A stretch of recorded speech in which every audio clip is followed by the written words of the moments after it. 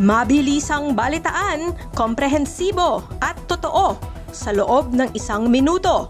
Simula na ang Diskurso Tidbits. Bernardo, ibinalik na ang nakaw na pera at humihirit ngayong maging state witness ayon kay Gatchalian. Mga petsa ng cash deliveries ni Zaldico taliwas sa sariling kwento ayon kay Lacson.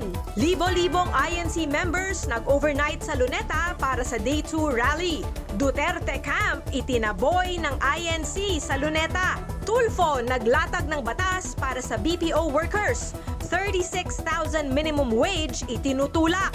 At 2025 year-end seat sale ng PAL simula na. Balitang mabilis, komprehensibo at totoo.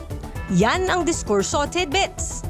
Basahin ang tungkol sa lahat ng yan at sa marami pang ibang nakatutuwa at makabuluhang balita sa diskurso.ph.